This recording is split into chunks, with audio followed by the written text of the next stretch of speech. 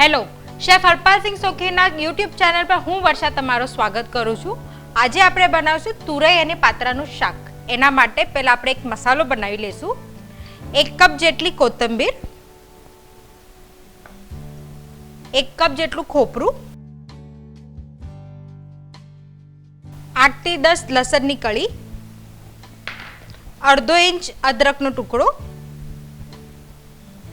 અડધો લીંબુનું જ્યુસ,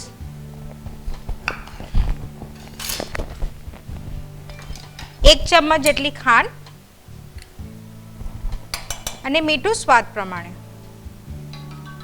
થોડું પાણી નાખીને આનો એક મસાલો રેડી કરી દઈશું।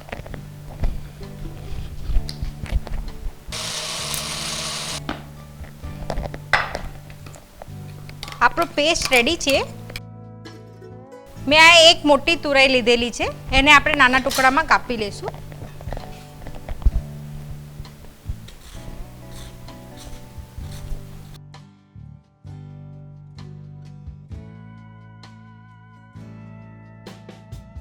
અને નાના ટુકડામાં કાપી લઈશું।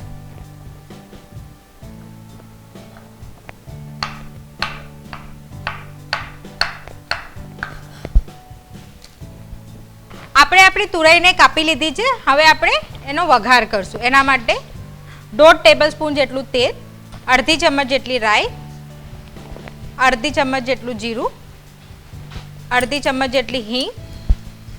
હવે આપણે આમાં આપણો બનાવેલો મસાલો નાખી દઈશું।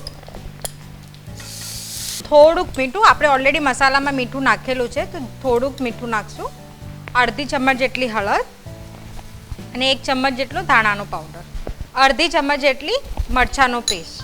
હવે આપણે આમાં તુરઈને નાખી વાળશું। હવે આને ઢાંકીને 4 થી 5 મિનિટ સુધી ચડવા દઈશું। હવે આપણી તુરઈ ચડી ગઈ હશે તો એમાં આપણે પાત્રા નાખીને ખાલી મિક્સ કરી વાળશું। હવે આપણે આપણું શાકને પ્લેટ કરી લઈશું।